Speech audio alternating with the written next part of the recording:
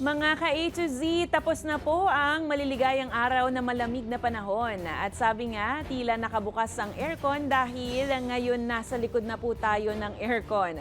Opisyal na nga pong idineklara ng Weather Bureau Pag-asa na nagsimula na ang warm and dry season o panahon ng tag-init sa Pilipinas. Ayon sa Pag-asa, hindi na humahagupit ang amihan matapos magbago ang direksyon ng hangin mula northeasterly patungong easterly dahil sa high pressure area sa northwestern Pacific.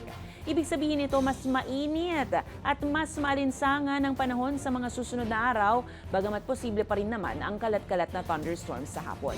Babala rin ng Weather Bureau, posibleng pumalo sa pinakamataas na temperatura sa Abril hanggang unang bahagi ng Mayo. Pinapayuhan ang publiko na magtipid sa tubig, umiwas sa sobrang pagbilad sa araw at mag-ingat po sa matataas na heat index sa mga susunod na linggo.